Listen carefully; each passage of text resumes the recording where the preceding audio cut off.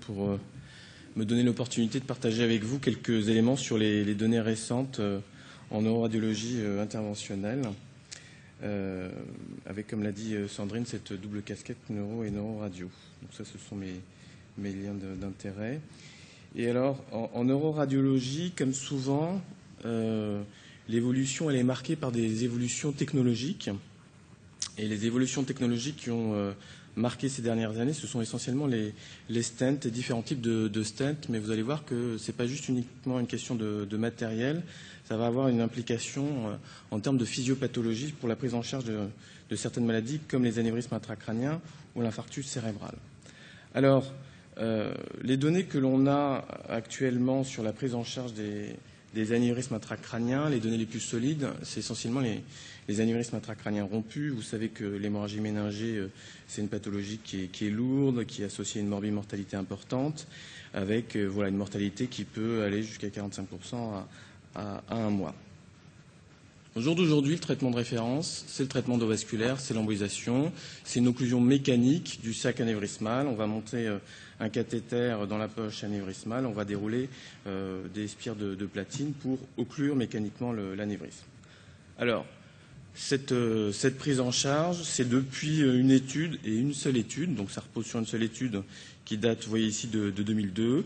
C'était une étude sur plus de 2000 patients qui avaient une hémorragie méningée, donc c'est basé sur des patients avec une rupture anévrismale, et les patients ont été randomisés, vous voyez, pour un traitement endovasculaire ou la chirurgie.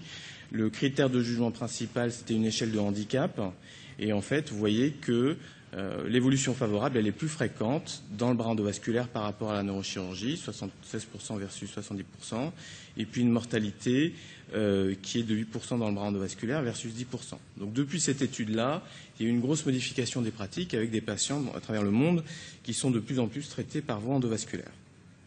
Alors, la voie endovasculaire, elle est dépendante de certains critères morphologiques de l'anévrisme. Et voyez bien que quand on a une lésion qui a ici un large collet d'implantation, si vous déroulez des spires de platine, comme il n'y a pas de collet ou presque, les spires de platine, elles vont finir dans la lumière artérielle. Et donc, du coup, il y a un certain nombre de stratégies qui ont été développées pour parer à cette problématique-là. La plus ancienne, c'est de boucher l'artère porteuse de la lésion anévrismale, donc c'est un sacrifice d'artère, donc on se doute bien que ce n'est pas toujours possible.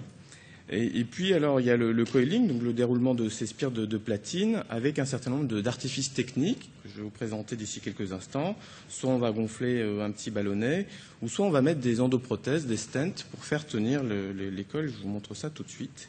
Et puis la dernière génération de stents, ce qu'on appelle la flow diversion, c'est des stents multicouches à maillage très serré, et je vous en parlerai un peu plus longuement. Alors, voici un exemple de sacrifice d'artère. Vous avez une grosse lésion anévrismale au niveau du siphon carotidien. C'est une vue de profil en artériographie. Et ce genre de lésion, auparavant, elles étaient traitées, elles le sont encore, avec des spires de platine, vous voyez, dans la lésion anévrismale, et puis un sacrifice de l'artère, parce que dans ce genre de situation, vous mettez les spires de platine, et puis au fil du temps, les spires de platine vont se tasser dans le fond du sac, et la lésion anévrismale va réapparaître. Et quand vous avez un sacrifice de l'artère, vous avez ici la lésion en IRM, 6 mois après, la lésion va fondre complètement. C'est-à-dire que la poche anévrismale, le sac anévrismal, le thrombus qui tapisse le fond du sac, pendant très longtemps on pensait que c'était une espèce d'éponge inerte, et on s'aperçoit qu'en fait c'est le thrombus trappe les polynucléaires qui relarguent les métalloprotéases et qui vont favoriser la croissance et la rupture de la lésion anévrismale. Donc quand vous coupez le flux, il n'y a plus de flux pour nourrir ce thrombus, l'anévrisme s'affaisse.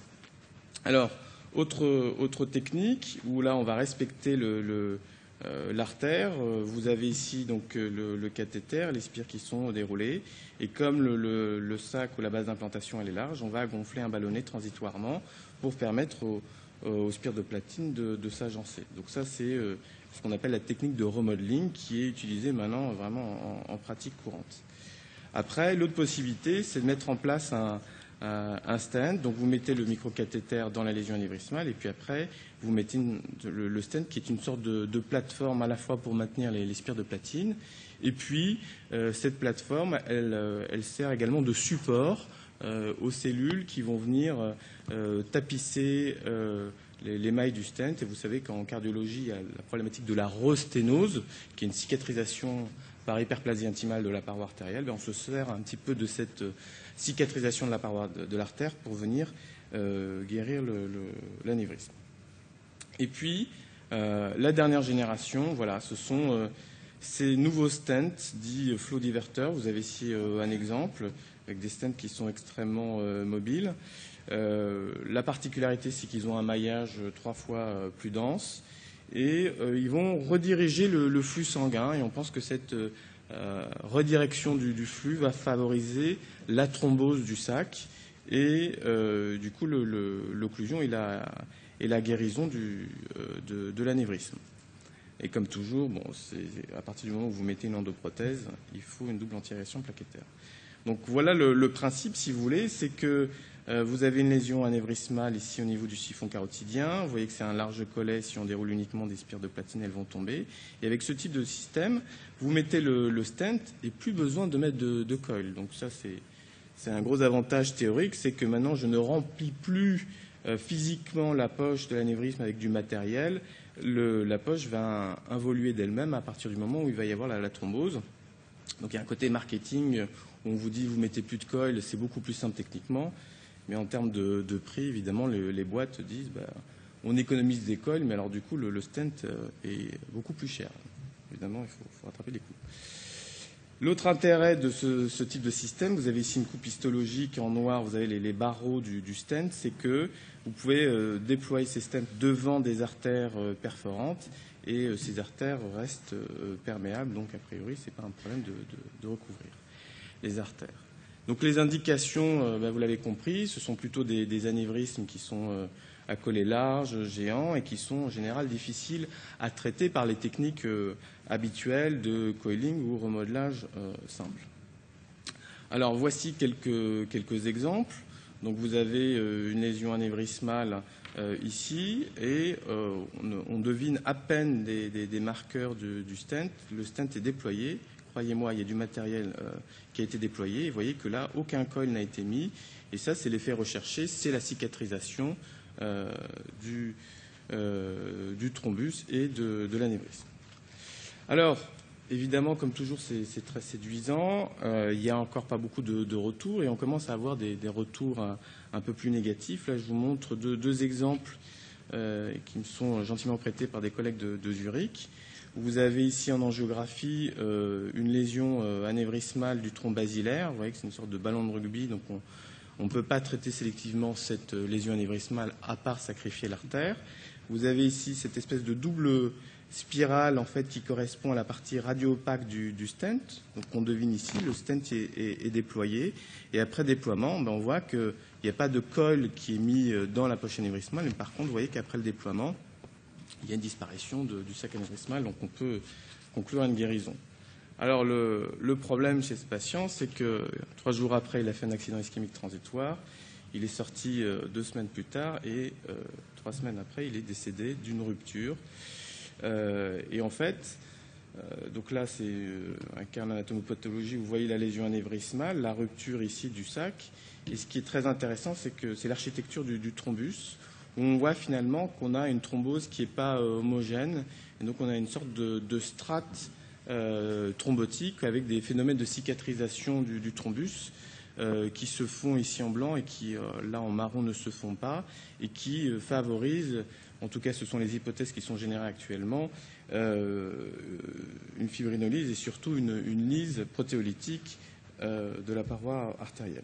On peut avoir également des phénomènes de thrombose intra-stent. Vous mettez un stent et puis finalement le stent se bouche et ça revient à un sacrifice d'artère. Donc il y a un certain nombre de complications. Vous venez de les voir, de ruptures soit péropératoires, soit retardées. Alors les données, il y en a très très peu. Il y a quand même une méta-analyse qui vient de paraître sur quasiment 30 études. Vous voyez 1400 patients, 1600 anévrismes traités. Les occlusions, alors on n'a pas 100% d'occlusion, c'est 3/4 des cas. Et puis une morbimortalité qui est rapportée qui tourne entre 4 et 5%. avec essentiellement des complications hémorragiques et ischémiques que je viens de vous illustrer. Alors, du coup, il y a eu une véritable explosion de ce type de matériel dans leur utilisation, et la NSM a lancé une alerte en septembre dernier pour dire attention, il y a des accidents graves avec ce type d'endoprothèse, et il y a un registre qui est actuellement en place. Tout simplement parce que, voilà, actuellement, on a encore une connaissance imparfaite et on manque de données. Donc ça, c'est pour la partie hémorragique. Bon, là, il va falloir qu'on trouve un petit peu le profil de patients qui peuvent éventuellement en bénéficier, mais vous voyez qu'on va laisser de plus en plus la partie occlusion mécanique de la lésion anévrismale pour avoir des prothèses qui vont juste recouvrir et fermer la porte au flux sanguin de la lésion anévrismale. Autre chapitre, l'infarctus cérébral. Alors, l'infarctus cérébral, vous savez qu'au jour d'aujourd'hui, il n'y a qu'une seule thérapeutique qui est recommandée, thérapeutique médicamenteuse, c'est la thrombolyse lactylyse, l'URTPR par voie veineuse dans les 4h30. L'approche endovasculaire, il y a des recommandations uniquement européennes qui disent qu'on peut envisager une prise en charge en cas d'occlusion de l'artère cérébrale moyenne dans les 6 heures, pour le thrombe basilaire sans limite de temps, ça c'est pour les recommandations européennes. Les recommandations nord-américaines sont plus contradictoires. On en a deux. On a celle de Chest en 2012 qui disait qu'on peut envisager une fibrinolyse in situ au contact du thrombus dans les 6 heures. Mais il y avait une position contre la thrombectomie, c'est-à-dire la capture du caillot. Et puis vous avez d'autres recommandations de l'AHA, de l'American Heart Association, qui sont un peu plus souples, je dirais, où là, on envisage une fibrinolyse intra-artérielle pour les patients qui ont une occlusion de l'artère cérébrale moyenne en cas d'inéligibilité à la thrombolyse IV, ou en cas d'échec, à ce moment-là, on peut envisager une thrombectomie, ou encore pour les patients qui ont une contre-indication à la thrombolyse IV. Alors, pourquoi il y a ce débat sur l'endovasculaire ? Parce qu'au jour d'aujourd'hui, je vous l'ai dit, le seul traitement de référence, c'est la thrombolyse IV. Le problème, c'est que le pronostic, il est conditionné par la réouverture de l'artère, la recanalisation. Et on sait que pour les patients qui ont les plus gros AVC, c'est-à-dire ceux qui ont ici une occlusion de l'artère cérébrale moyenne ou une occlusion de la carotide, dans ce genre de cas de figure, la thrombolyse IV ne va pas bien marcher. Vous voyez les taux de recanalisation à 1 heure après la fibrinolyse par voie veineuse, 30% de réouverture d'artère en cas d'occlusion de l'artère cérébrale moyenne. Et vous voyez que pour la carotide, c'est encore plus catastrophique parce qu'on chute en dessous de la barre des 10%. Et quand on pense à l'aggravation des patients à 24 heures de la thrombolyse IV, souvent on a peur de la complication hémorragique parce qu'on administre un fibrinolytique. Et en pratique, les données les plus récentes de la littérature montrent que les patients qui s'aggravent à 24 heures après une thrombolyse IV, ce sont ceux pour lesquels le traitement n'a pas marché. Vous voyez, dans 50% des cas, c'est l'artère qui reste occluse. Et dans 30% des cas, c'est l'artère qui va se reboucher. Donc en gros, 8 fois sur 10, quand le patient s'aggrave après une thrombolyse IV, ce n'est pas parce qu'il a saigné, mais parce que le traitement était inefficace. Donc vous voyez un petit peu le rationnel pour l'approche endovasculaire.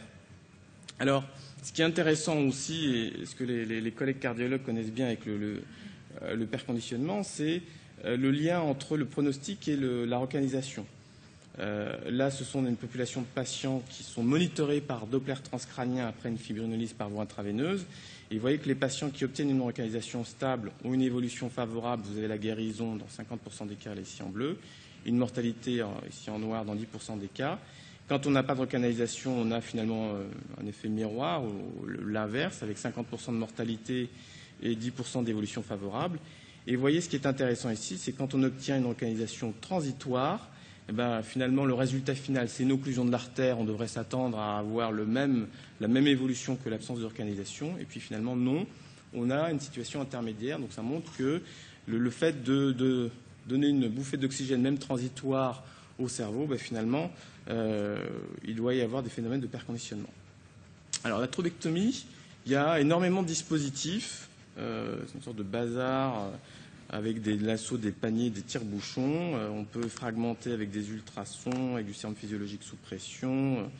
Et puis, vous avez la dernière génération des dispositifs qui sont des stents que l'on va déployer, mais qu'on ne va pas larguer. Donc, vous avez ici un exemple de thrombus dans une artère cérébrale moyenne. En vert, vous avez un cathéter qui va aller franchir le caillot sur un guide ici.